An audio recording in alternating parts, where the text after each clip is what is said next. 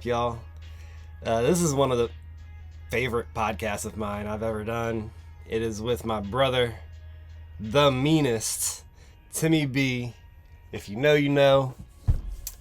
We talk a little bit about everything, man. We talk about growing up together. Lots of stories in this one. Talk some about intoxicants, alcohol, cannabis, psychedelics. Talk about the importance of sports for development, youth development, and just overall development.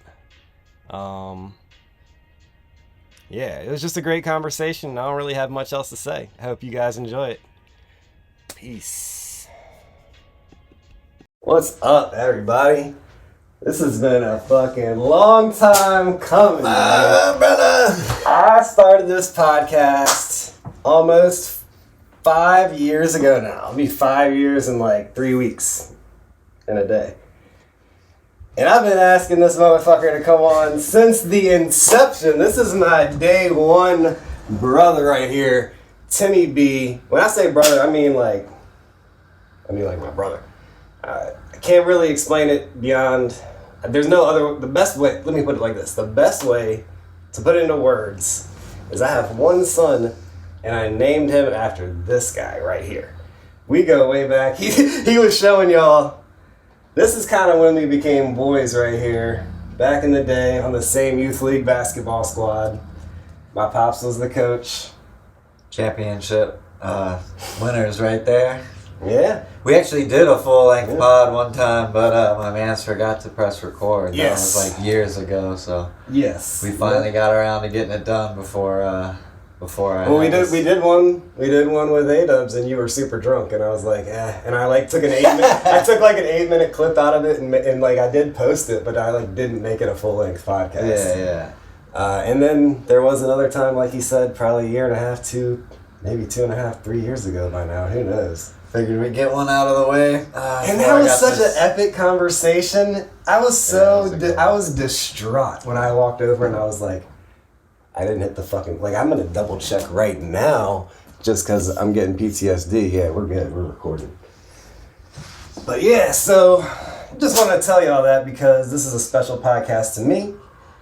We've been having real talks since before podcasts were even a fucking thing. Same college, same fraternity, live in the same neighborhood now. Same high school too. Yeah. The only homie of mine that I went to high school and college with. I got a kid on the way, baby daughter. I'm sure my mans might be able to help me out with that up the street, hopefully. Yeah, no doubt. What a life, man. What a life. Tell, I know your story for the most part, but tell the people where you were born, when you moved to Middlesex, the whole 9 yards, man. How we get here? Military brat, Navy pops, born in Cali, kindergarten in Oregon. Pops got out of the military, ended up contract job in Newport News, there till like third grade, and then I moved to Middlesex and Retired? Yeah, finished college, finished high school in Middlesex, then went to college, Randolph-Macon, 3 years. Got fucked over because of pot laws. Now I work in the automotive industry at a dealership. But yeah, married, live here in the Ville. My boy, from M-Town to M-Ville, the come up. So, like, I feel like when people have, like, homies, you know, or, like, just true, like family type friends, you know, like that they call it the family you choose instead of the family like you're born with or whatever. Like a lot of those, in my opinion, in my experience, and this is not like a mainstream idea, I don't think, but like a lot of those relationships kind of deepen and form through like intoxicants, you know, whether it's alcohol or drugs. True, but then at the end of the day, once the party's over, like, and you know, once people grow up, that's when you really see who's real and who's still there, you know?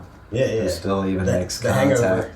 Who even cares enough to contact you, you know, in this day and age, you know? All this technology. Yeah, be able to just let it go on social media. Oh yeah, I can just like write on their wall or comment on their picture or whatever. It's just like, so yeah, as soon as I found out I was having a kid, I actually just pretty much bounced off that shit. I just deleted the app. I just realized I needed to focus my time on, you know, just getting everything ready, getting the house ready, getting the cars ready, you know, keep my head down, focusing on work. You know, just to make all things amazing for this child to be. The realist, man. The realist. That's what you gotta do, man. I don't even buy booze anymore. Still accepting donations, though.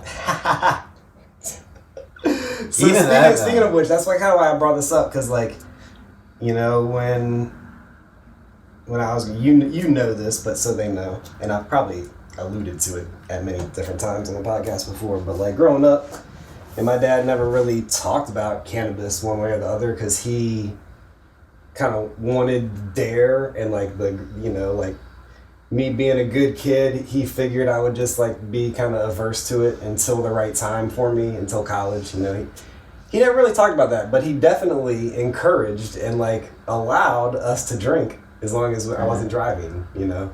For as early as I was 14, he was giving me alcohol, and he did a good job of hiding the other side. The other of what? He did a good job of hiding it. Oh yeah.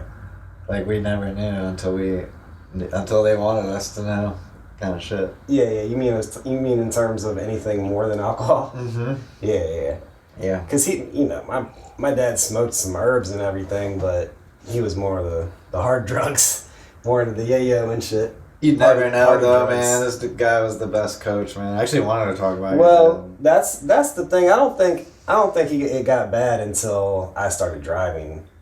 Right. Because I wasn't at home as much, and he could hide it easier, sort of thing.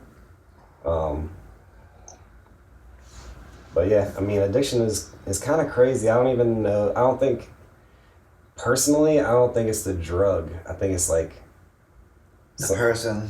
It's the person, but it's also the way we live, man. It's like our lifestyle cuts people off from each other, and you're not allowed to be real. So like when you're a super real person with a super big heart, that like my dad, that wants to like show love to everybody, but everybody's just a hater, you know? Right. Like that shit wears on you after a little while, you know? And it's just like you start to give in to the easy pleasures because you're not able to get through to the people, and like you can try to communicate all you want, but they're just gonna shut you down, tell you what's real about the real world, and love isn't going to pay the bills, and blah, blah, blah, you know, that type of shit. You know? Then the extraordinary thing about it on that end with the paying the bills is, like, he was so good at hiding it that we didn't really know till the fucking house was getting foreclosed on type shit. Like, boom, done out here and, like, type shit. Mm-hmm. But yeah, no, that shit fucking... I mean, that definitely turned us away from any kind of drug like that. Yeah. Yeah, for sure, man. There's a reason they made movies like Scarface without it. Yeah, no, it's bad vibes.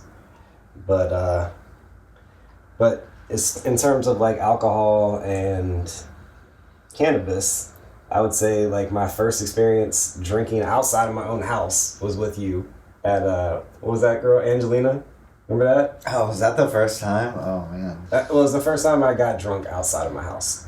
Crashed in Pop's Buick. And in your dad's Buick. Didn't crash the car. No, we didn't drive. We passed out in his dad's Buick in her driveway and fucking woke up. The car was hot as fuck as soon as the sun came up, and there was like a warm 2-liter Mountain Dew, and we crushed that shit in like 5 minutes between the two of us.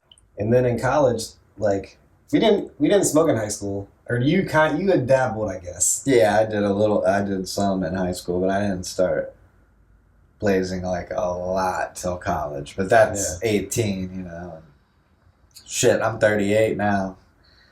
So it's not gonna be like them other YouTube videos where like, here's why I needed to quit and how I quit and why it's so amazing that I quit. Because I'll be watching them, I'm just like, man, like, I can take a fucking hot dab of very strong oil and be productive as fuck. I can repair your vehicle before, during, after doing dabs. I can fucking I've witnessed that. fix anything around the house that's broken or messed up. Like, yeah, that's been proven a myth. But you know, people that claim that they only listen to science, they deny the facts that they want to deny. Any scientific fact that's inconvenient, they just act like, oh, well, they'll come up with some stupid ass excuse. I'm certain coffee is overall worse for you, and like, they did a study on workers in the Caribbean. I forget exactly which like country. I think it might have been Haiti, in the sugarcane fields, and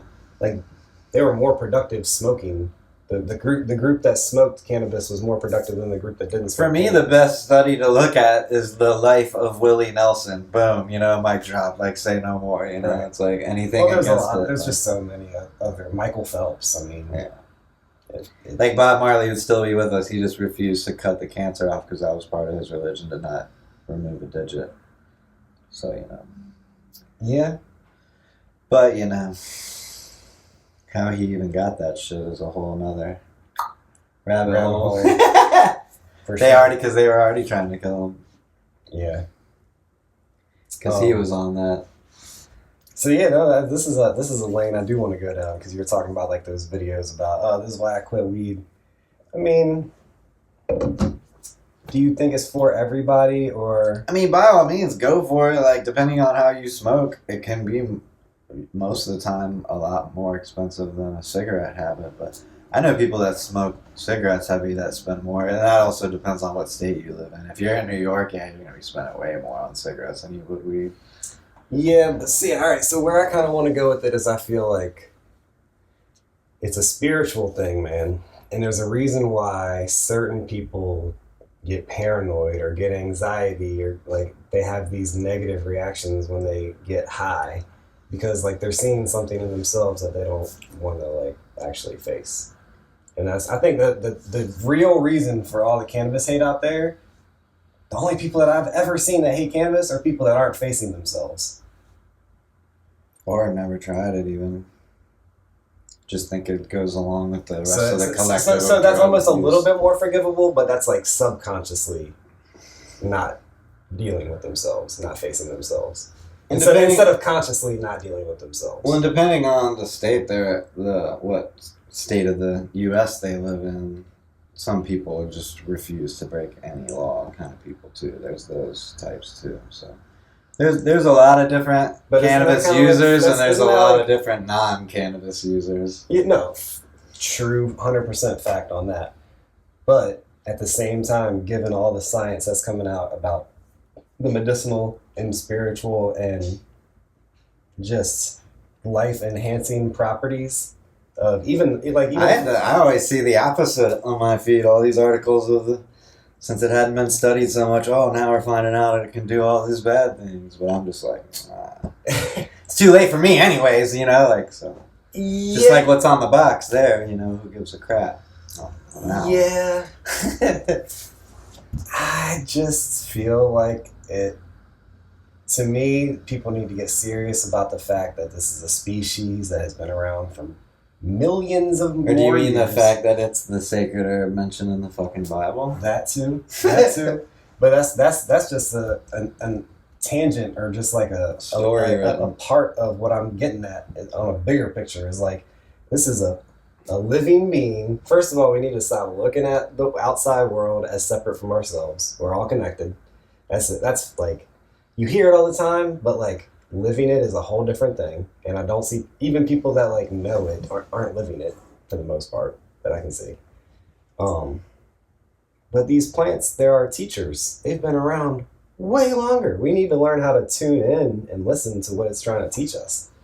And a lot of the times it's telling us to slow the fuck down, and we live in this go. Yeah, stop cutting down all the damn trees. Yeah. Grow cannabis and make paper from that. Restores the soil too. Restores the earth. And that's the other part. And like when I say spiritual, I mean everything real. Not a lot of times when people hear the word spiritual, they think of this like other realm. I'm talking about this world. It's spiritual to eat food. It's spiritual to breathe clean air. It's spiritual to drink clean water.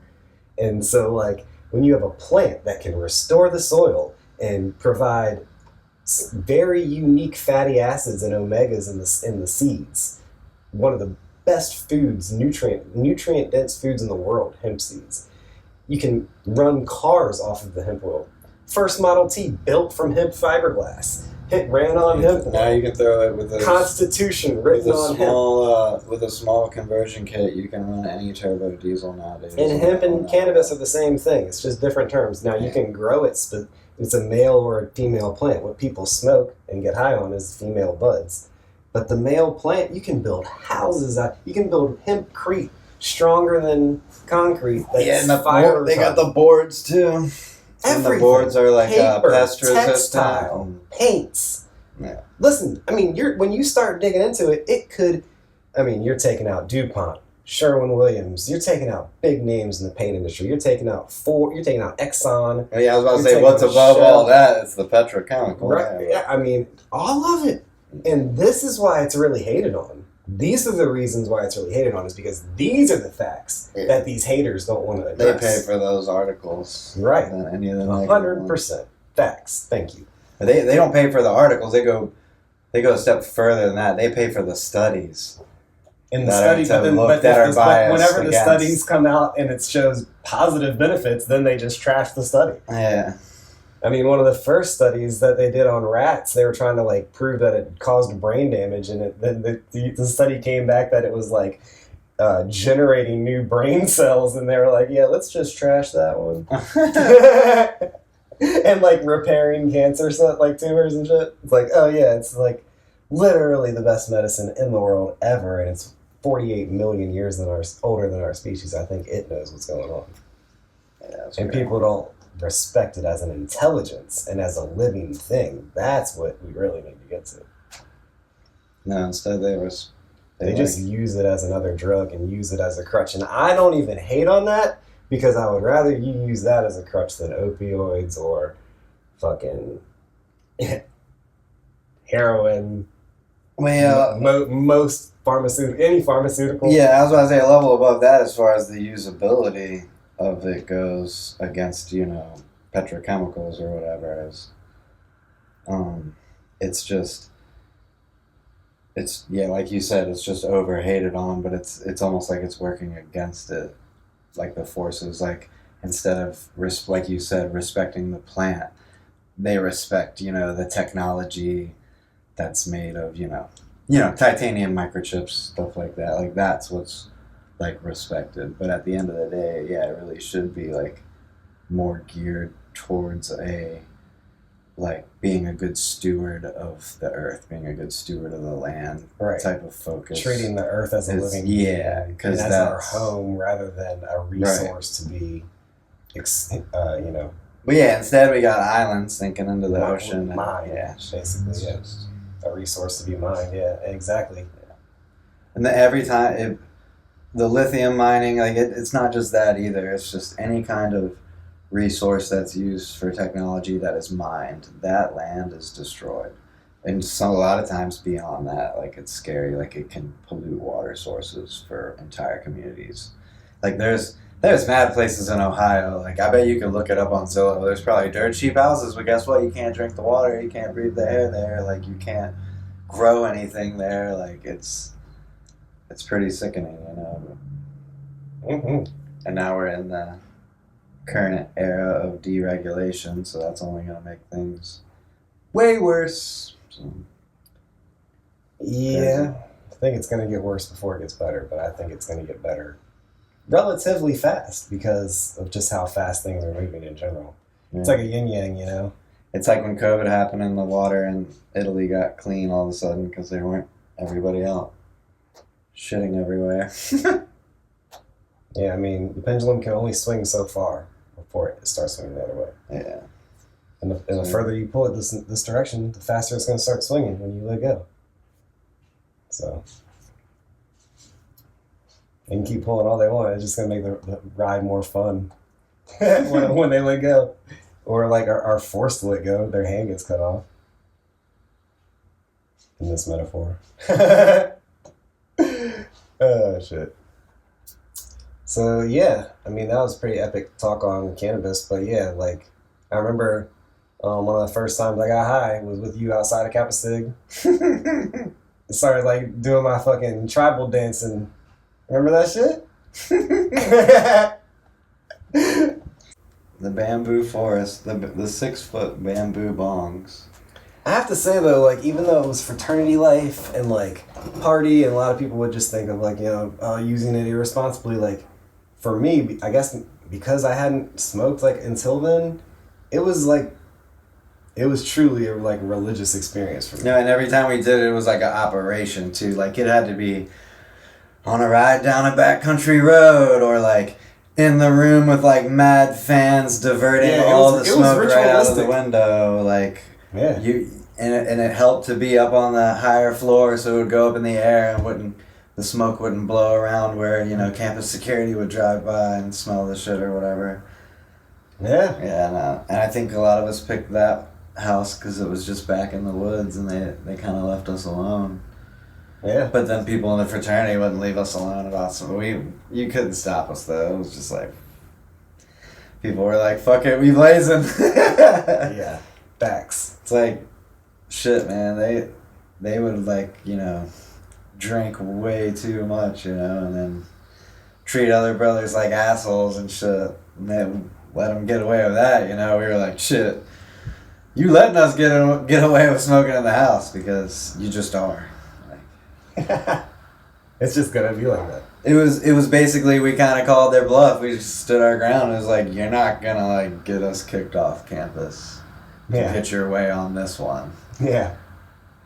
Because the people, the sect that smoked within were liked enough and respected enough that would not have flown. Yeah, dude. Not gonna fly. No. Tribal law 1. Fuck your civilized bullshit. Yeah. Yeah. Facts. So I was thinking, since we started the pod with the basketball, what's like your favorite basketball stories that involve me? Or like me and you? I guess the most recent one of my Gators won that natty. I'm talking about me and you playing. I'm talking about me and you playing, not your squad, bruh. Come on, you had to throw the Gators in there. I knew it was going to come up. No, you talking about playing this shit? Anything we were playing pickup ball at Macon. Yeah, no, probably when you were hitting those full court shots, I'll never forget that. And there was like another couple times where me and you just shooting around playing together that we both witnessed each other's like peak prowess when it came to the art of balling, for sure. Yeah. Like, you've seen me shoot completely lights out. Like 13 in a row. And I've seen you like post up big men and throw up miraculous rainbow shots that still just went in every time, and just disbelief on like 6'3", 6'4" guys' faces. Like, what the fuck just happened? And I've had a lot of moments where I was like, what the fuck? I should have been able to get that, because just for size difference, I'm like 6'2.5", and G's like 5'9", 5'6". 5'6". I tried to give him 5'9".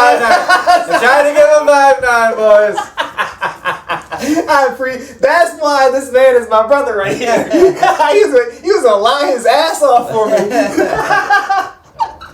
Mine is dead on though, I swear. 6'2.5" for sure. No, yeah, every bit of it, if not 6'3". Yeah, for sure. I don't want to cop to that though, because I was never really. What about remember when me and you and Dre were playing at the park that one time? That was a decent day. I was lucky enough to pick up one. Dre might be the best. He might be the best basketball player I've ever played with. He was like going 30% against us. We're both very lucky we never ran into DC in intramurals, dude, that got kicked off the college team. He was dropped. Oh, that guy, and there was a janitor at our college that would go and play the B ball. There was A League and B League. He went there to B League, and he would drop like 50 or 60 points a game. This old dude janitor would just roll up and just crush everybody any given night. Hell yeah. Yeah, he's probably one of the better ones I've played with. I don't know.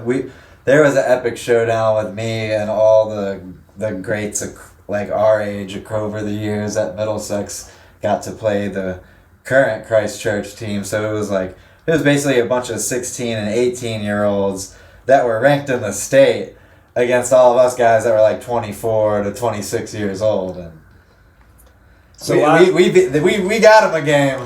Yeah. Yeah, and their coach that was also a ref, yeah, he wasn't liking that, and there were a couple contentious moments on the public That's actually what I was just about to get public to. versus private kids. Like, how important do you think sports are for like kids growing up in general, especially boys? I mean, I think it's everything, and I think it's everything. It's way more expanding though with the girls now. That's like it's exponentially growing. Yeah. Because like I said, I got a girl on the way, so and basketball and soccer, I'm with it, and those are big time girl sports nowadays. So yeah, no, I think it's a good way to like not only maintain a healthy lifestyle, stay in shape, but you also get a lot of more opportunities opened up to you, and and if you don't end up taking tests or aren't doing as well in school or good enough to get an academic scholarship, you can just put in enough work and effort, and most any of these private colleges, D3, I mean, D2, everything you're saying is a good point, but I'm talking about on an even deeper level, learning teamwork, right? Learning the balance of competition and cooperation. Even just basic working on hand-eye coordination goes forever. That helps you for life. Yes. All of that. Everything, man. Sports, baseball. We played baseball together, man. Yeah, baseball wasn't your sport, but I loved fielding though. It was fun. I was always about fielding, I couldn't do the stick thing, so no batting, golf, lacrosse, nah. But everything else, I'm so down with football, basketball, soccer. Yeah, you were into the soccer. I'm built for soccer and just never fucking... It's one of the hardest ones. They do say golf overall is the hardest sport, but man, I gotta put soccer right up there.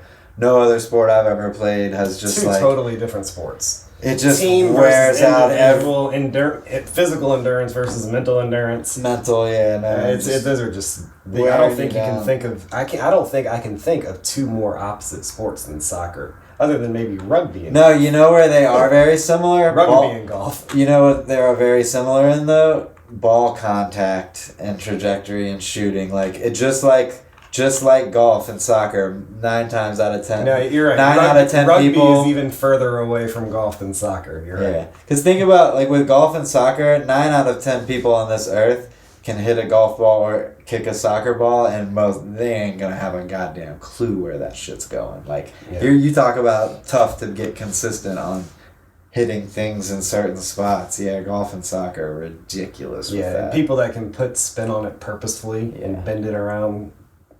Other ones like basketball, football, chucking it, like you can get to where you can throw a fucking ball through whatever a lot easier than trying to make contact with something to send like on a shot trajectory. Like it's and your foot's not square, the ball's not square, right. And like same with golf, like the golf face is perfectly square. It's got grooves and there's so many angles and dimples. Spin once you like tennis too. Once you throw spin into shit, it's a whole another realm of... Well, that's why I love the art of shooting when it comes to basketball. Because ball rotation is so...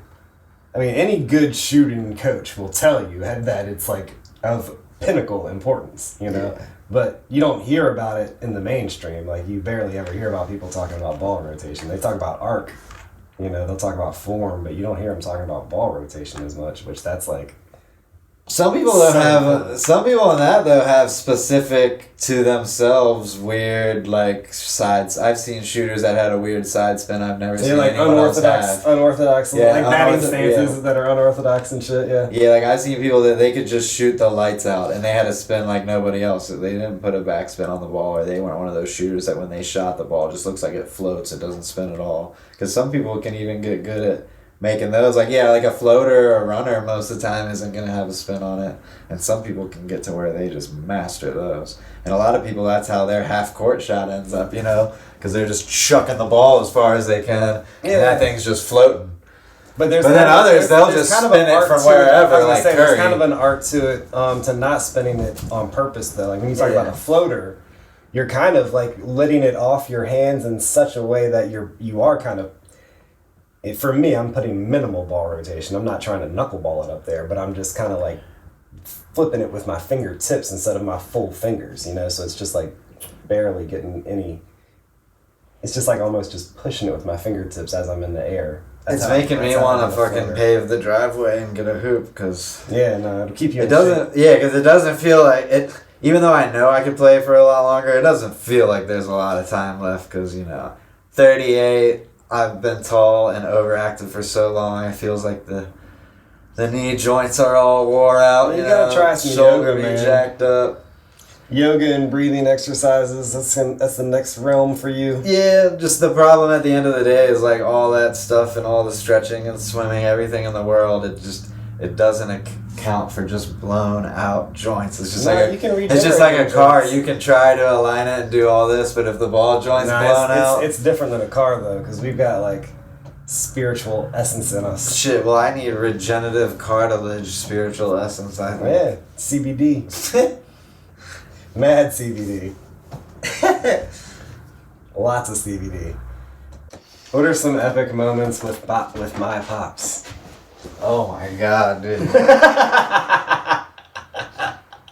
What are some of the first things? I super love all the phrases and sayings, man, that you just never would hear from anybody else, and somehow without really providing any context at all either, you knew what he was saying, he'd be like that's summertime, man, that's summertime. Summertime. Anybody who listens to Elliot in the Morning, almost equivalent to summer reader, it's like you're not really about it, you're just bullshitting like it's summertime, you off, you're chilling. You ain't serious, you're fucking summertime. You're summertime. And I forgot about that one. Oh, it's classic, right? How classic is that? I thought about that shit the other day. I told Mike about that shit at work. I was like, man, you fucking summertime. It's summertime out here. Summertime. And then fucking talking that yang, man. Look at yang. you all over here talking that yang. You talk more yang than a Chinese radio. And then and we were just kids just fucking around, joking around, and his dad had one of his friends stay over, and he had slept on the floor with the fucking pillow from the couch, and then just the couch throw as his blanket, just laid out on the floor. I said, "Look at you, KG, sleeping on the floor like a bum." And then it was the funniest shit ever, but then it ended up turning out to be a premonition. And before you knew it, no, this dude was divorced, kicked out of his house, and pretty much mostly became a bum. Yeah, pretty much. And that was just, I think it was maybe just so funny in the moment, because it was one of those momentary, call it like you see it. Oh yeah. And I guess that was, that. It definitely spoke volumes to G's dad, because he cracked the fuck up. No, that was your pops instantly. Yeah, your pops instantly was that is the... Wesley too. Wesley found it hilarious. Oh shit, man. But yeah, no, and just being the only guy in town with this fucking satellite TV with the biggest sports package there was, and just would know everything about every team. He would tell me the years my boys weren't gonna be shit. And yeah, every time he did, most of them times, 80-90%, he'd be right. Yeah. Yeah, no, one of his sayings was, "There's always Buster Douglas." Or he also... Which basically meant there's no such thing as a sure thing, because everybody thought Mike Tyson was going to beat Buster Douglas. Basically. There's always Buster Douglas. Yeah. There's no such thing as a sure thing. Yeah, for sure. Hell yeah. Hell yeah. Which is what I'm praying for the most, because also a big time soccer fan, and my team is in a final against Man City, Manchester City have been a juggernaut for the last decade, and hitting for them again, but my boys are in a final, our chance to win our only ever major trophy. So yeah, because could be the best sports year of my life here coming up, because we already got that B-ball natty, now we going after this cup. So it's another thing I love about sports, the distraction of it. I can immerse myself in a whole nother realm, and I don't have time to read novels type shit. You know what I'm saying? Okay, I like reading, but yeah, cool. So does my boss, and I know if I really wanted to, I could easily make the time to read, but it's like, no, I fuck with sports heavier, so yeah. Okay. It's about choices. Yeah. At the end of the day. For sure. I was gonna ask, like, because I feel like my pops was a yin yang, you know, like definitely had a darkness and a downfall, but like I kind of enjoy your perspective because like you can, if I'm defending him, it's like his son is defending him, but like he had a pretty awesome side. No, he was for me it was all mostly positive, and it didn't seem like he really ever made your fucking life hell, which was awesome, you know, like. No, awesome. And I think that's got to be one of the hardest feats to achieve for any father, because you'll get to where you're fed up, and like looking back on it, I understand the reasons, like what if my dad was a jackass, and what, like looking back, you're like, oh, that's why he was fed up. This man did a 6-hour day commute that didn't include the 10-hour work day or whatever, you know, like the sacrifices like parents make, you know, you realize that shit later in life, but G's parents did the best job of just not making the stress of that shown ever. Yeah. I think alcohol helped, but a lot. They liked to drink. That's what they say, man. Like it cost over $200,000 to raise a kid till they're 18, and that's just the alcohol. Yeah. I'm gonna try to stay sober though, cause I'm the wheelman. I gotta be driving people. I've certainly cut down B. quite a bit. I don't drink beer at all anymore. I'll drink mead, you know, as we've talked about earlier, and like if I'm somewhere that doesn't have mead, my first option is actually not to drink. But then if like I'm in a position where it just feels like it's gonna be less awkward to just get a drink, then I'll get one mixed drink, and it's usually a rum and pineapple now. And I'll just sip that shit as slow as possible until the event's over. Yeah, when I was drinking, they're pretty good. I like the nice bourbons and whiskeys and stuff like that, but every now and then, yeah, some rum's good. I want to try that Dr. Stoner's rum. That would be mean. Yeah, I was just thinking, like, right after I said that, I'm like, well, there was this past weekend where I took 3 tequila shots, but it's like, no, those are the fun. Sometimes those are the most fun nights. Well, it's just like. But yeah, you said you were feeling the hangover the next day. A little bit. Plus, it's like cute girls can get me to like go outside, color outside of my own lines. You know? It's like the one weakness. That's where they'll catch you slipping. Kryptonite. They'll catch you slipping. Yeah, no kidding. No kidding. Let's see. What is your favorite story to tell in general? Ooh. See, I'm one of those people, man, I'm terrible. It's like, I'll tell, like, the same stories, like, so many times to people, and they'll be like, Tim, like, you've told me that story before, you know? Yeah. Because, like, there are just so many times, like, somebody could just bring up something, and I'll have some kind of relatable story to it, where it's just like one time this happened, and it was just like, it would normally be stories that would be funny to try to, like brighten people's days and stuff, but, like, there's also been, like, just crazy stories of just, like, there's been shit on the news you might know about personally. I got one.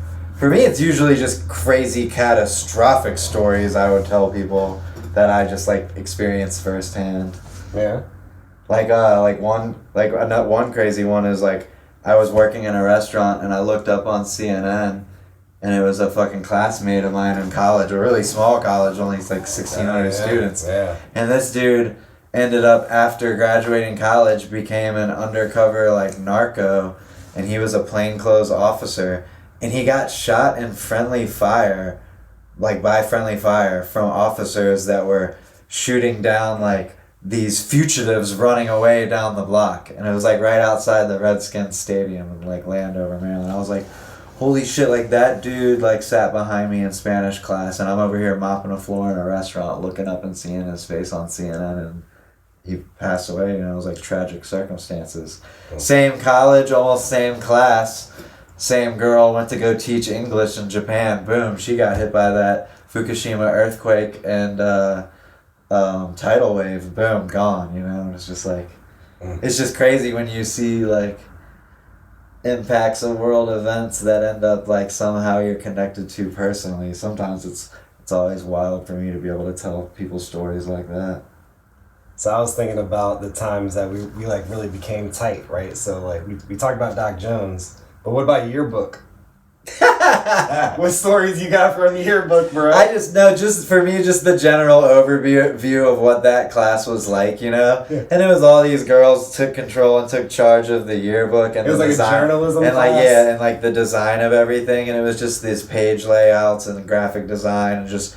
It just ended up being the way the yearbook was going to look that year. Yeah. And as a farce, and just because it did just come out terrible, me and G and the other guy, we were just in the corner laughing and just making fun of everything that happened in that class ever. Yeah. 990. Oh, that's another catastrophic one I like to tell, how this dude just wanted to get 1,000 yards and he was 10 yards away and the coach was just like, fuck your egotistical shit, and called a play to the fullback who got 15 yards on the last play of the season. So he would have more than likely got his last 10 yards to go 1,000, and he just was so full of himself, he just knew he was going to become like an NFL player. Darren Sproles, bro. Darren Sproles. So, but yeah, then ended up just crashing out and not even playing at like a D3 school, which is like, geez, Dad would say. And then literally crashed out. And ended up in jail. Yeah, and ended up accidentally shooting and killing somebody. Just crazy. Did they kill him? I think he just accidentally shot. I don't know that he got killed, but I don't know. I don't remember the whole story. Luckily there, yeah. But from personal experience, one of those people that if you ever got in trouble, they would go around saying you got off because you were a snitch, when really your family gave up everything they had for the meanest lawyer in the state and gave up their retirement fund to bail you out. Oh, yeah. Type shit. Yeah. That too. And then academic challenge. Oh yeah, me and G were part of this thing in high school. Like Battle of the Brains type shit. Yeah, in high school it counted as a sport, but literally only because you could letter in it, and it counted because of district, region, and state championships.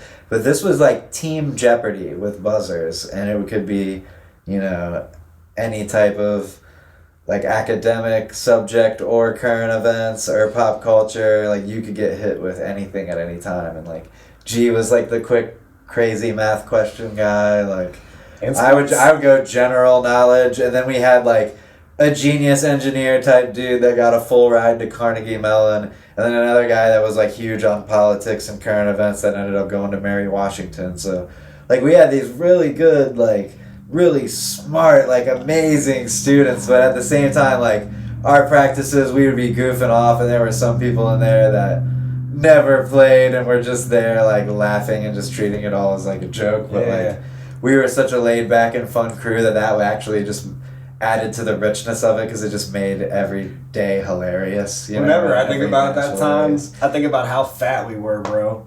Remember fat? remember, not like actually fat, but like we were just eating so much food. Remember, because like school would get out at like 2:15, 2:30 or whatever, 2:45. I don't remember exactly, but there was like a 45-minute gap before academic challenge practice started. And you go to Hardee's, hot ham and cheese? And shit, don't say you. We would go to Hardee's, get like 7 hot ham and cheeses and split them joints. So my favorite memory from academic challenge, though, we had our home games. We're in the library, of course. But shit, we came through the door to music like it was like we were coming out of the tunnel like the fucking basketball team to Mystical Shake It Fast.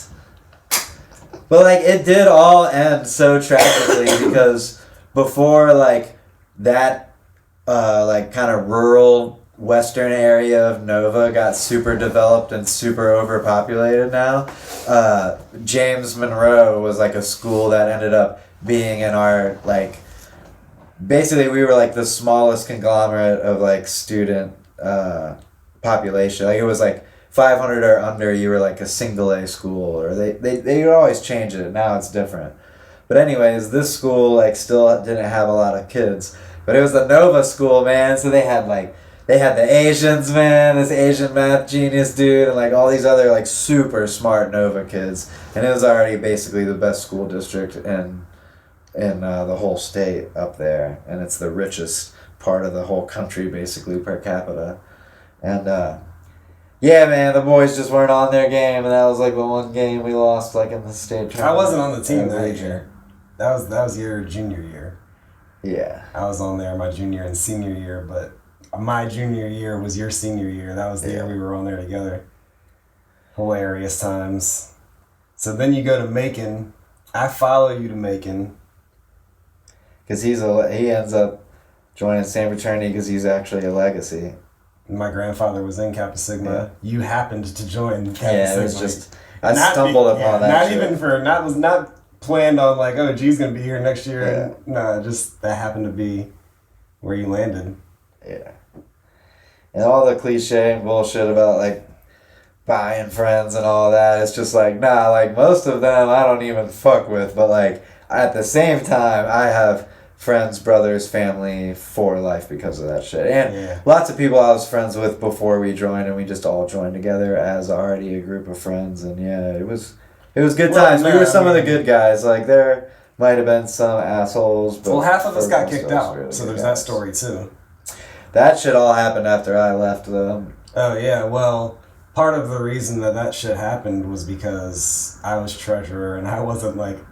You were like, fuck them dues. Yeah, I wasn't being an asshole about collecting dues because they were like pressure, like you gotta collect all the dues and shit. And then it's just like, the reason I even thought of that is what you said. It's like buying friends. It's like, what? Make the fucking Nationals pay our dues. They got all the money. Exactly. We're a bunch of broke college kids at an expensive ass school. Right. So, I think there was like 29 of us and 15 walked. So it was 14 of us walked and there was 15 left. And then Mike Berry like a month later was like, you know what? I'm leaving too. So it all got ruined. It was when the balance shifted to more people left than stayed. When they lost the house, that's when it fucked it all up. Oh, that's another crazy story I like to tell is that house was so old and they got to keep hold of it for so long because in the huge like 600-year-old oak tree in the yard there was basically like a 1920s bicycle that they used back in the day to probably like wheel up something to the tree house, but the tree grew around the big wheel of the old ass bicycle, so it ended up being known as like the bike tree, and it became like a historic national landmark type shit. But one fateful night there was a crazy ass thunderstorm and lightning struck the fucking tree, and a third of the tree fell, and evidently it was what these motherfuckers were waiting for years, because it gave them the rights, because it was no longer a historical landmark, because they ordered the part of the tree removed that had the bike in it and put it away in storage. And then that gave them the rights to demolish our house and build the new baseball stadium. So the home plate was like smack dab in the middle of like probably where we had fucking Chapter. And we had a bamboo forest. Now it's like unrecognizable. There's like a paved neighborhood and a baseball field there now. It's like... Yeah. It is nothing like... Yeah. You know what I mean? Like, no. I remember shooting Roman candles at people. The treasurer we had was an asshole about collecting dues, and there it was like end of school year. I think we had a poker chip fight, and long necks were thrown over the wall, and the treasurer dude got cracked in the head, and no one even felt bad or cared and thought it was hilarious because he was the asshole that collected dues. Damn. So then, what happened right before your senior year, man? Why didn't you graduate? Because of pot laws and a really tumultuous summer where that was in my younger days before I realized the life benefits of cooler heads prevail. But yeah, no. Fuck the 540, I write 804. No, but basically I ended up, I'll just tell the conclusion of it, is I ended up like fucked by the private college's arbitrary rules and basically got kicked out for a weed charge that happened over the summer that I never got convicted of. So now living in the same state where this shit's legal, it's like, it kind of makes it burn a little bit extra because I was a decent enough student. I was definitely going to get my degree. Yeah. I spent a lot of money to go for that degree, and people didn't get kicked out for worse, but also people got kicked out for less too. So, right. It was just it was a weird time. It did suck us just always having to try to hide our pot use, because like it was annoying that it's just looked down upon, and that just, it still carries a stigma, even though it's much more destigmatized than it was. It's still there, you know. You still see it online. Oh, I don't hate when this area smells like pot or whatever. Get over yourself. Right. Yeah. Try having a neighborhood next to the sriracha factory. Yeah. Then come holla. Yeah. Yeah. It's always some snobby people that never have to deal with any terrible smells like that are always bitching about some weed smoke. So what was your journey like after you got kicked out, though? It was tumultuous for a while, because I ended up in a position where I'm back living at home with the parents, no job, no driver's license, no vehicle, living in the middle of nowhere. But yeah, I ended up just eventually getting my foot in the door in our great capital city of Richmond, and I never looked back, and once I got my foot in that door, I never let that shit close. Well, you came up to Ashland first, right? There was a time where I was couch surfing around. Stayed at the River House for a minute, stayed with Galt. Stayed all over the place. Just trying to make my way, but eventually ended up getting a job at a restaurant around there, and did that. Worked my way all the way up to management, and did that for like 6 years, and then got into the automotive parts business and worked my way all the way up to a store manager. Did that for 6 years, and ended up burning out with retail real prematurely, and burning out of customer service. Just despite the two different industries, it was like 15 years of customer service altogether, and it was just like I had enough. So now I like work in the back at a dealership where it's just like the bros, and it's just it's like a nice chill place to work, but it's also like a job where I can stay active, stay physical, and just kind of keep myself in shape and provide a little bit of extra money for the household, because I got very blessed with my amazing wife, who's very career driven and does pretty well for herself, for sure. But yeah, when we first got together, we were both hourly, making barely anything, living in the hood,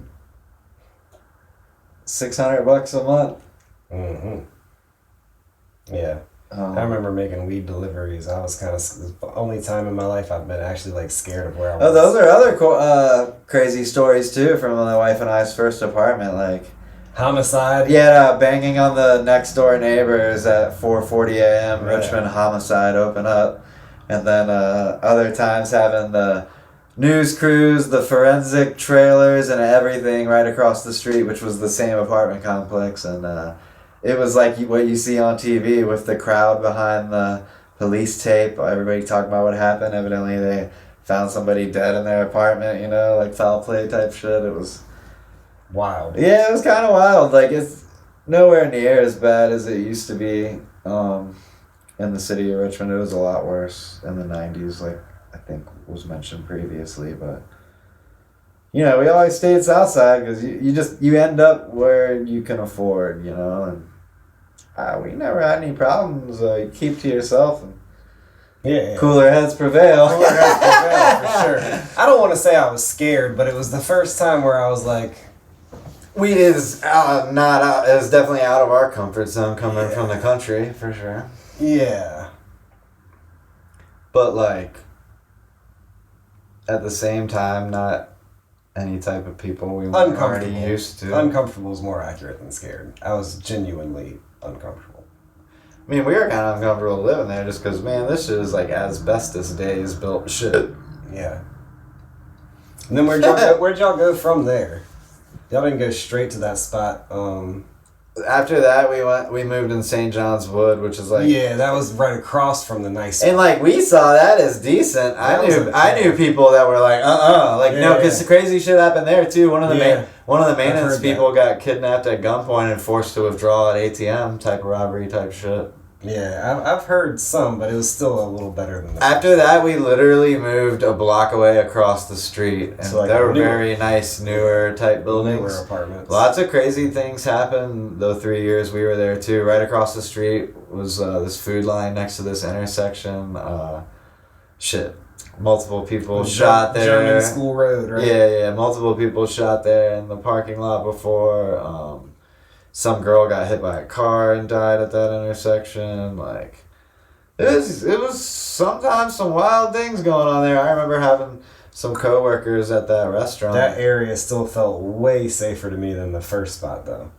Which is crazy because they're not far from each other at all. That's all the same shit. Because, like, I'd have friends from the restaurant I worked at, and they said they had friends that one of them was driving down German School Road, and some like jealous hater, like wannabe gangster, rolling down, going the other way, shot out of the car through the windshield, killed the guy, and drove into somebody's house, crashed the car into someone's house after being shot to death. Like, crazy shit. And you didn't even know the guy? Just... Oh no, it was it was like somebody that was known or whatever. Gotcha. Damn. Lots of crazy things. And when did you move here? 5 years? 6 years?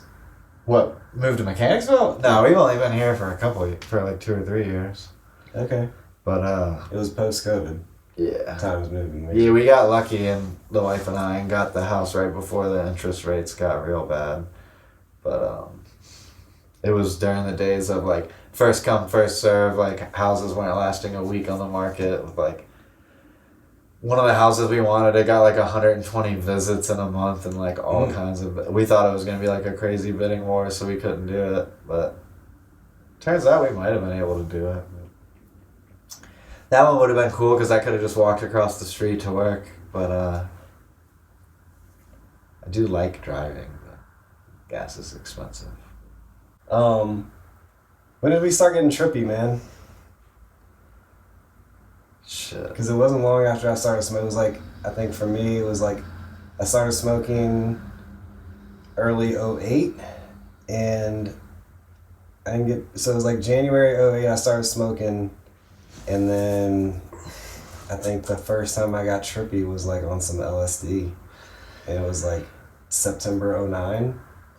Yeah, I don't really want to talk about all of that. You don't want to talk about all that? I've done I will say I've done way too many different types of psychedelics, and I'll leave it at that. You don't have any if you want fun trippy stories, though. Like, I know, I have a million, but if you want testimonials on that shit, go on Arrowhead. There's fucking pages for you to read for days, but I'm not talking about like that, the spiritual whatever. Like, I'm talking about just like funny stories from that time, from that era. I remember, Reezy always brings one up where he was just riding in the car back from the beach. They like drove to a faraway beach like 5 hours away, and we called them up because we had just scored some mushrooms, and we were just like, "Hey man, how's it going?" He's like, "What, man? We're just on the way back from the beach. Like, it wasn't fun. We couldn't get any beer. We didn't have any fun. We couldn't find any fucking weed." Or maybe that wasn't even how it went. I think he told us that afterwards. But I think it went, "Are you high?" And he said, No, I'm not high. We couldn't find... Yeah, that's the way it was. I was like, "Are you high?" He's like, No, we're not high. We couldn't find any weed or shit down here. I was like, damn. I was like, "Are you crunk?" He was like, "What? No, I'm not crunk, man. No one here with us is 21. We couldn't get any beer." And I was like, "Are you tripping?" And I just like busted out dying laughing, and then he knew what time it was. He was like everybody in the car was like, get back to town, like right fucking now. We're fucking partying tonight, boys. Like, yeah, definitely epic times like that. Yeah. Sure, then we found the festival scene, but people that really do want to know what it's all about, shit, roll up to Mainline Brewery on Memorial Day and go see the former champions outside on a beautiful summer day in Richmond, Virginia. That's where... That's as far as I'm doxing myself. You can find me there. But I'm going to be chilling there, probably just completely straight-ass sober, because 15 years later, fucking grew up, married, about to have a kid.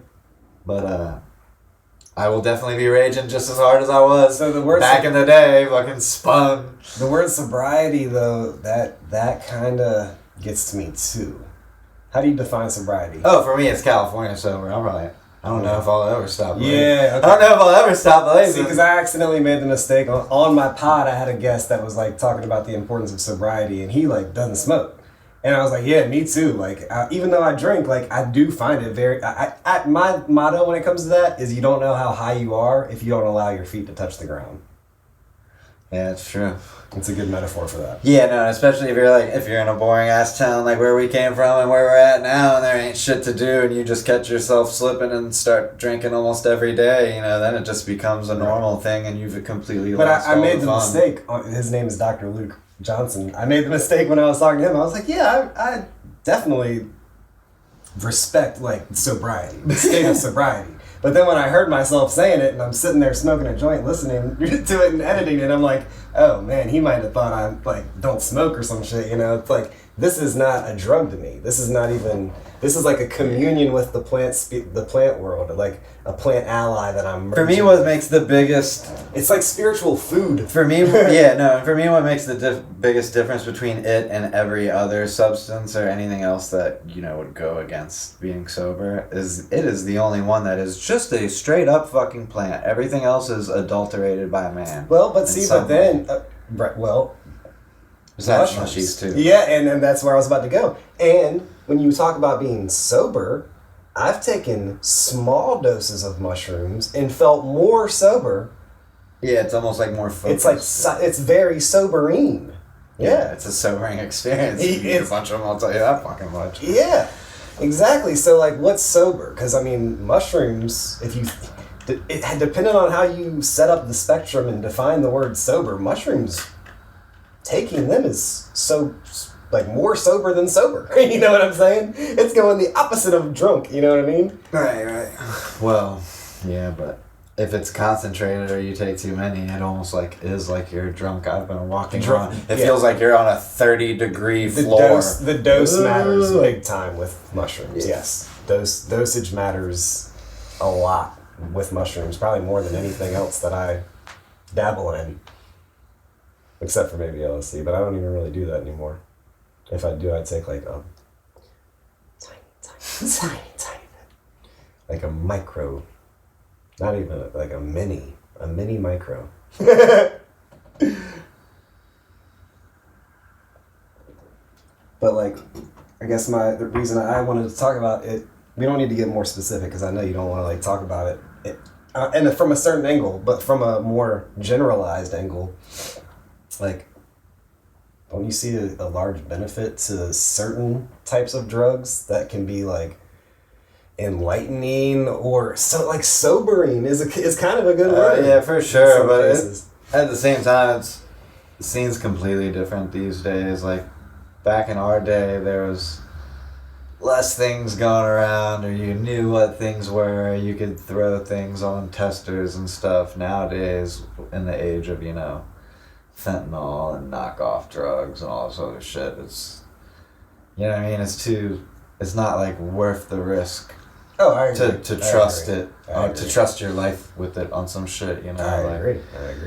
But like, luckily we've been blessed there. Like people on the West Coast, they've seen just hippies just drop like flies from fucked up shit being in doses and stuff like that. But around here is usually pretty good. The only time I can think of wasn't even around here, but there was like a Sound Tribe show in Asheville where like 6 people died from some crazy potent like killer hallucinogen that was like tainted or something like that. Yeah. But no, I feel like people need to be very responsible about what they're using, which I don't know. That's that brings on your whole discussion of normalization and legalization, which would lead to regulation, which would prevent a lot of that. Yep. No, awareness. And so, because when you lie about it, that's when shit gets fucked up. And that's why shit's so fucked up around cannabis and all other drugs in general. Yeah, because there's all kinds of lies with every drug. When you treat cannabis like a drug, and you're telling kids that cannabis is this terrible drug, and then people smoke it the first time and go, wow, I was lied to, they're way more likely to try PCP or heroin because they feel like they've been lied to about cannabis, and maybe they've been lied to about these other ones that actually are, in my opinion. And then on the legal end, they're lied to about it too, that it's okay. But guess what? Adderall is fucking meth. Right. Fucking most of those anti-anxiety, anti-depression shits are fucking. Those are garbage. Benzos, and those are terrible for you too. And then most of those painkillers are fucking heroin. Yeah, it's just pill heroin. Yeah. What's legal? And then, it means that it's got the military defending it. And then the shit that's killing everybody is fucking synthetic chemical heroin, basically. And it's just like, it's game over for the people that are our age now, that when we were experimenting with drugs. Yeah, they just got to be even more careful than we were, I would say I was very careful. I researched everything that I ever took before I took it. In pretty much detail, on the same website you mentioned earlier, Arrowwood. Arrowwood was my fucking encyclopedia on this whole thing. I loved Arrowwood. There was a time I was having a pretty wild time, so I won't put myself out there like that. I was all super careful, but I was definitely with other people that were doing the same things, and everybody came out the other side okay. Yeah. It was only when people went off and started fucking with really bad shit like needles and shit like that, that's when people ran into problems. Yeah. Yeah, there's a lot of drugs I never did. As much as I did explore, there's still, I never did ketamine, and that one's considered relatively safe. The pharmaceutical legal lanes are talking about that at this point. It ain't safe for your wallet. Yeah, I'm good off of anything that have to be put in my nose, for real. I like clean air. I'm very fortunate and glad that I don't really have an addictive personality, because I've even smoked cigarettes for a couple of months, and I dropped that cold turkey, no problem, I guess booze was always been that one that was kind of there, and it's just, these days it's just shoved in your face everywhere. Like we have a friend in recovery. It's really hard for those people. It's more than alcohol friendly. It's like alcohol encouraged. No, and you can't go to where you take your kids, like amusement parks, without seeing it everywhere, ballparks. Like, it doesn't matter if it's a bar or not. Every restaurant now has a bar, basically. Yeah. And then COVID allowed for fucking alcohol delivery now. Not here, but most states, they got their booze right there in the grocery store, the hard shit, Yeah. But, I really like Guinness. That's my probably biggest weakness. Yeah, I would say my biggest weakness at this point is mead, which is not even all that bad for you. You don't even get hungover off this shit the next day. It's amazing. Talking about mead? Yeah. Yeah, no, it's great. And it's made from honey. It's a totally different category from beer or wine.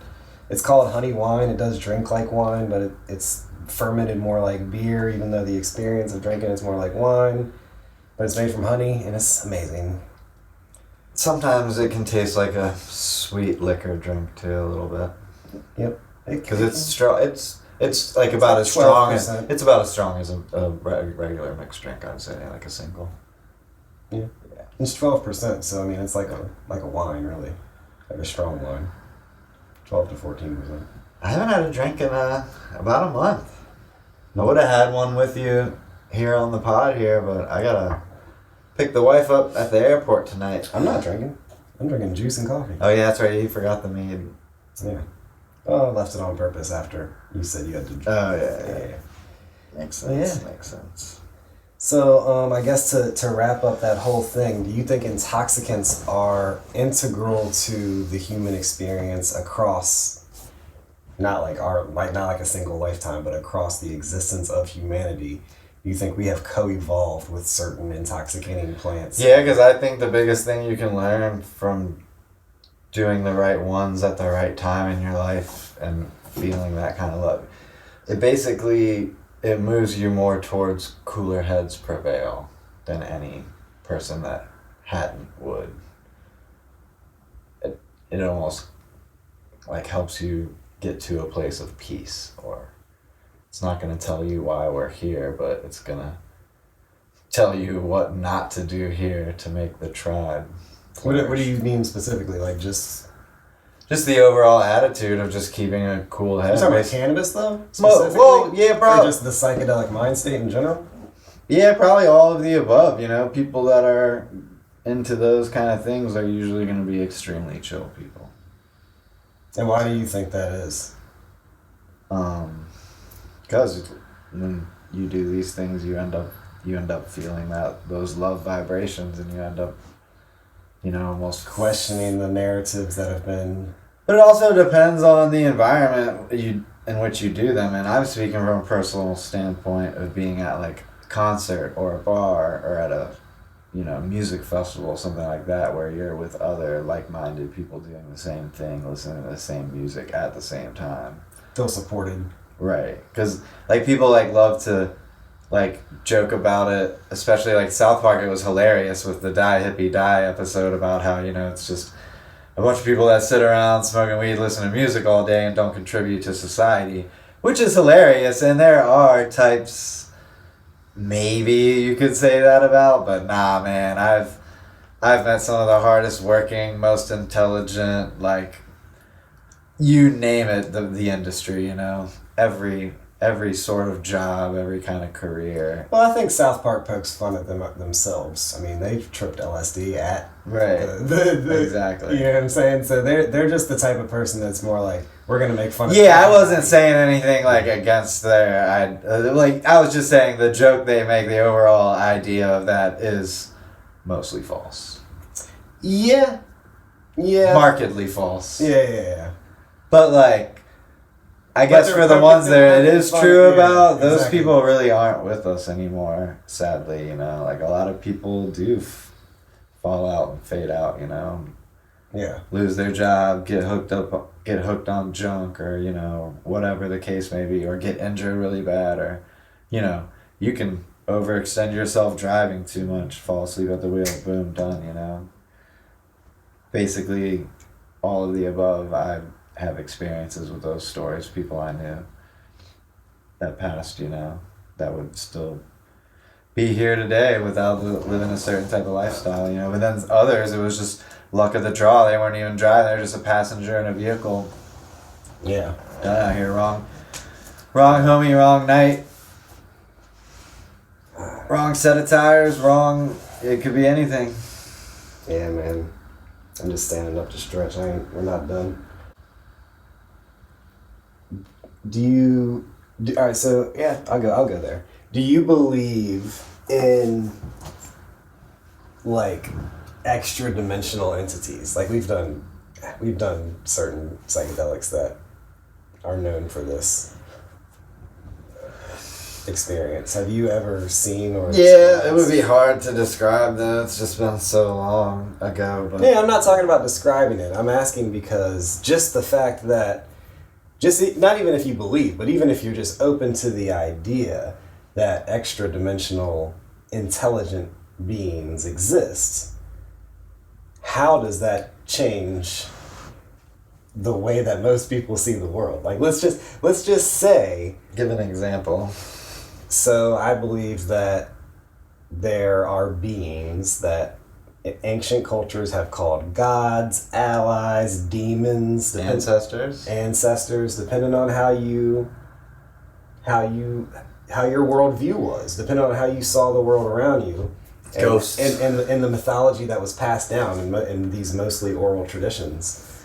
Ghosts, right? I mean, all of these phantoms, right? There's a lot of different words to describe these sorts of experiences, right? And then you have mediums that can talk to the other side, which can include, ancestors, like you said, but they can also include these sometimes cryptid beings or just alien type beings or just extra dimensional beings. When you think about the light spectrum, we only see 4% of the light spectrum, or 0.04% of the light spectrum. So, some very small amount of the light spectrum can our eyes even perceive. You know what I'm saying? So just the possibility that these things exist, to me, suggests that they could play a role in the variance that we see from person to person in terms of how their emotions kind of filter how they see the world, because certain people have malevolent demons or gods or allies like attached to them, like they're kind of possessed. Ancient cultures would call it possessed, but I think you can be possessed by multiple ones at the same time if you're like not conscious of what's going on. And so like sometimes you get conflicting beliefs because you have like these conflicting emotional reactions to different ideas and like concepts and other things that you see people do, events as they play out in the world, and that's why we kind of see this like neurotic thing going, like response going on in the collective right now to just this massive confusion as far as what's going on in the world, because there's like these attachments that people have and they're not being real about them. I mean, I think if you go too heavy on any emotions, you can see or feel all kinds of shit, Some people see it as like anger is the demon, or lust or jealousy is their demon or whatever, but I don't know. It's as far as that question goes and all that goes, I think the best answer is who knows, who knows, You can only really find out for yourself on a personal level, I guess, but at the end of the day, you're going to end up questioning that type of shit no matter what, because we're used to a certain reality, so. But why are we used to that certain reality? Because we've been programmed. Yeah, because however way we were raised. Yeah, just literally what we've been taught, not anything crazy when I say the word program. It's not like I'm suggesting something outside of what everybody has experienced, Yeah. But yeah, so I guess the reason I even bring that up though is like I feel like a lot of the more orthodox religions that like are very prohibitive like about intoxicant use is because of this phenomena where malevolent beings can get attached to certain entities and people can get possessed by malevolent entities. But the reason I think certain people are able to explore these realms safely is because of their like strong center in love and truth. Like truth and love and God and like life, all those are the same like words to define the same thing. Yeah, I've definitely like felt the moment you speak about, and it would be like on a probably heavier dose of psychedelics for sure. Yeah. But don't you think that love is like the ultimate protector, like rooting yourself in loving life, like just like literally just loving existing, you know what I'm saying, like breathing, I'm thankful, you know what I'm saying, like I can see, I'm thankful, I can like move my toes, I'm thankful, you know what I'm saying, like yeah, I definitely try to think that way. So but don't you feel better thinking that way too? Like there's like a yin yang thing going on. Even thinking that way makes you feel better, and then feeling better makes you think better. Yeah, no, it's like a snowball effect kind of thing. Yeah, but you can get pulled the other way too. Oh like, yeah. But then, all it takes is a spark. Yes, but if you root yourself in truth, like that, like fear or whatever you want to call that, like anything that drains your energy, that's rooted in lies. Like the truth is love, is happy, like joy. You know? I mean, it goes back to my cooler heads prevail. If you kind of think that way, all that's gonna happen on its own. No, like I agree with you 100%. I'm just kind of expanding on that that thought for real. Yeah, for sure. Mm-hmm. Hell yeah. But yeah, no, I do miss the scene a lot. Just being out there with people, meeting new people, You were such a scenester. Yeah, that's what they called it. You're into the wire wraps, man. There's a Timmy B special right here. Actually, I'll let him put it in the camera and tell you the story behind that. I made the wrap, and the crystal was cut at a rock shop that no longer exists, and the chain's a sterling dragon braided chain from Thailand, from a tribe these probably no longer exist, that I could barely get the dude at the festival to sell to me, because it was the last one he had left, and he was wearing it. So yeah, it's the super one-of-a-kind piece.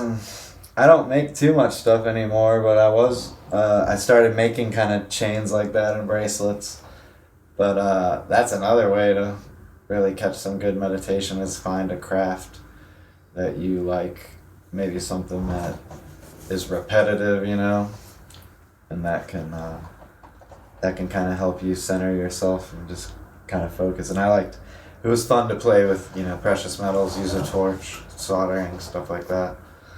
But yeah, it's been a while since I did it because I've been focused on the vehicle craft, keeping our 4 cars and friends and family's cars going.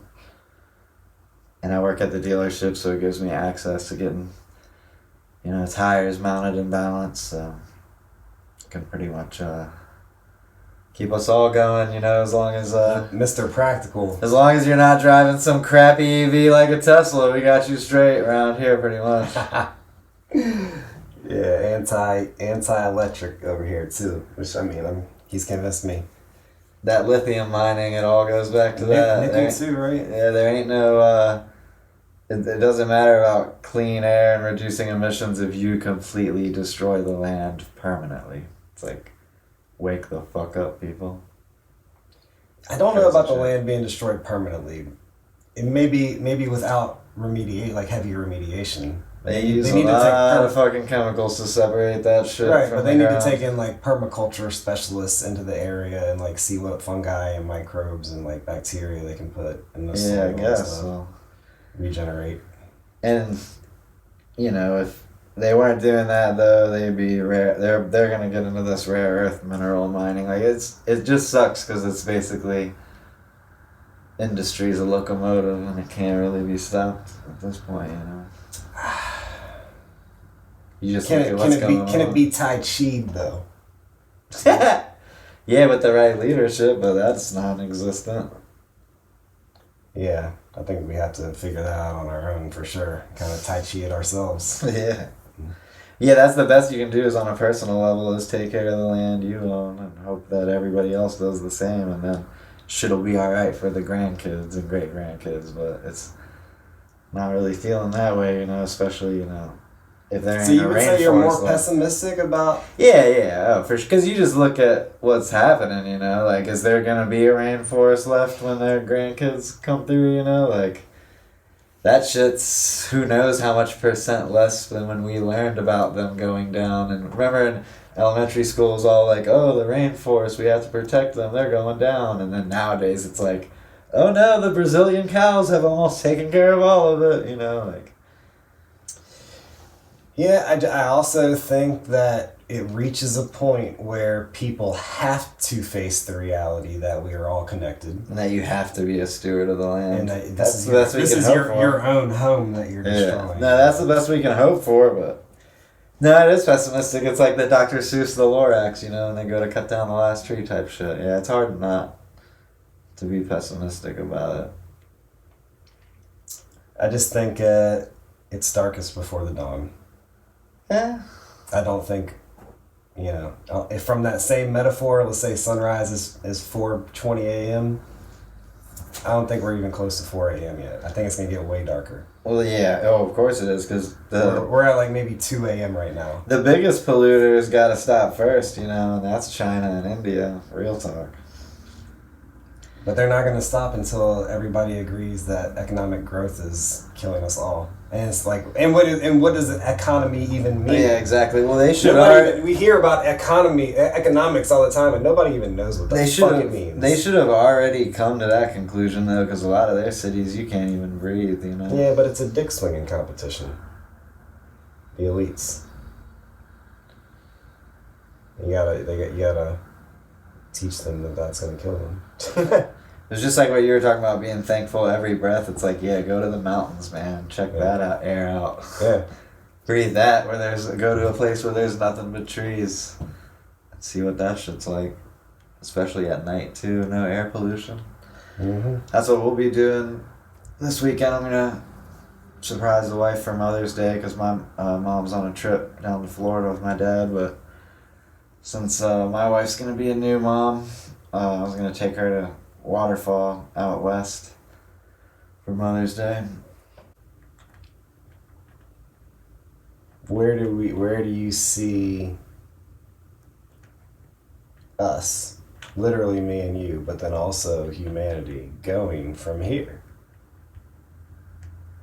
I don't know. For me, I'm just trying to like help my small family and just protect my daughter and keep my daughter safe. And I don't know. I worry a lot about the world and what she's gonna grow up into. You know, because to be honest, me and the wife, we've been together for 12 years and we really never even wanted kids. And sadly, the main reason being is the kind of fucked up ass world we were gonna bring one into. You know.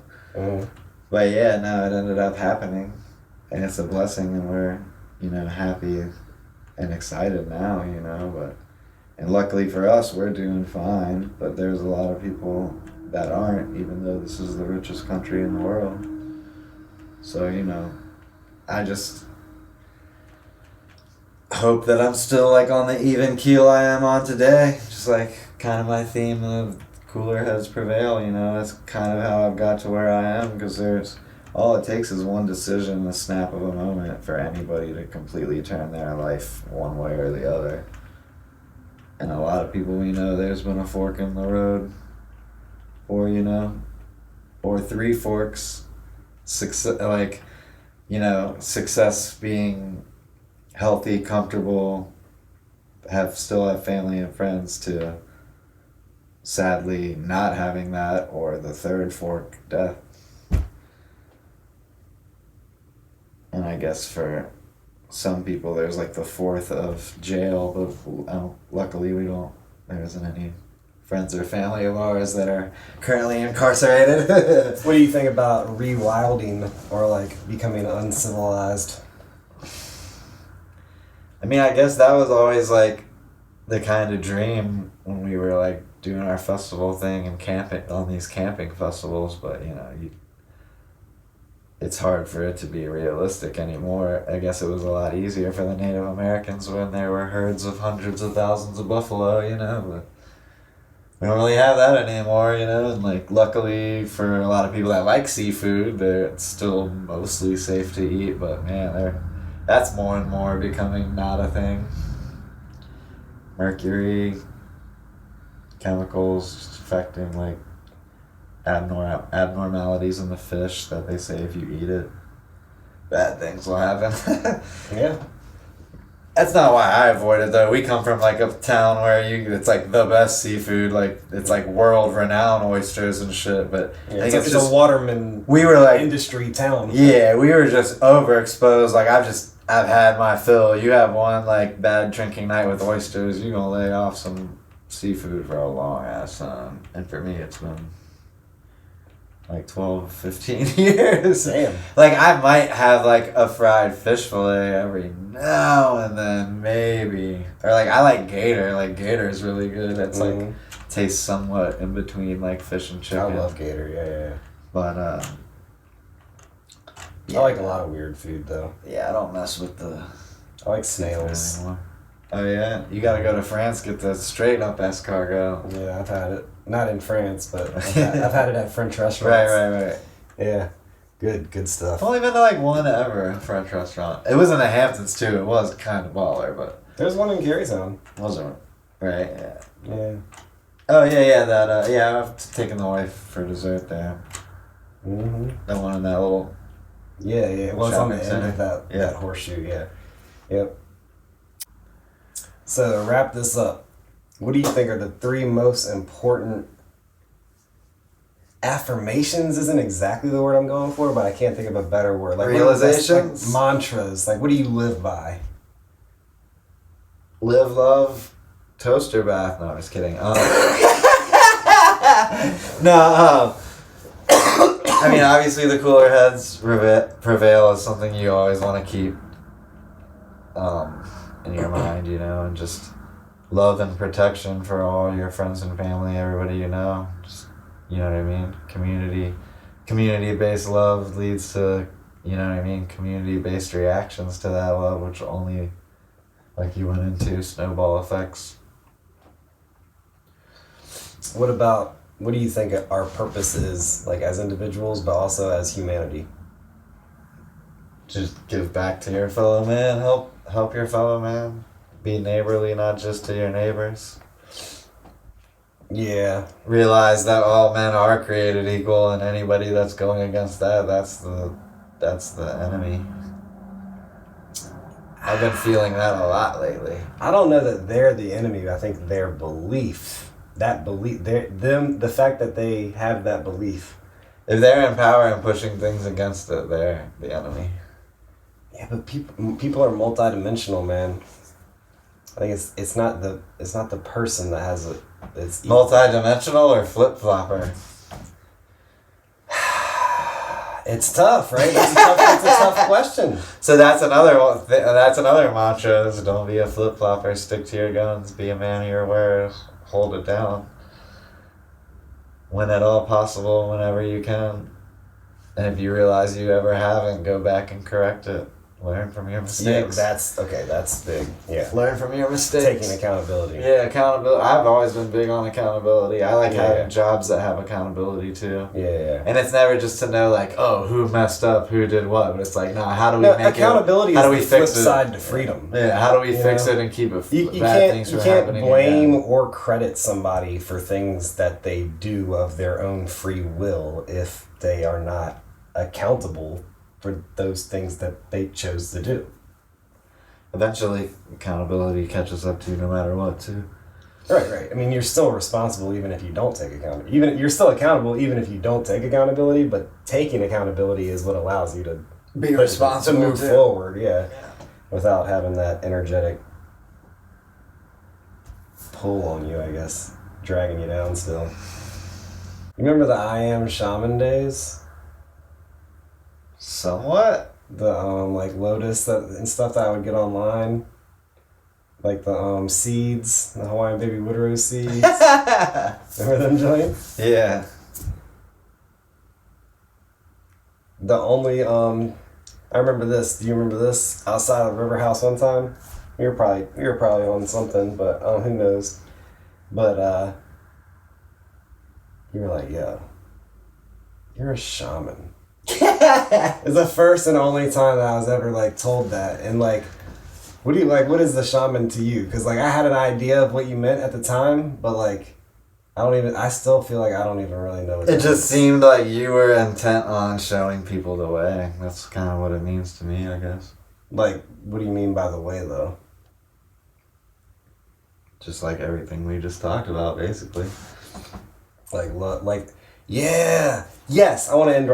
I guess like on the scene they call them light workers, fam. Right, but see, here's the thing though, and why the yin yang speaks to me so powerfully. We'll end on this.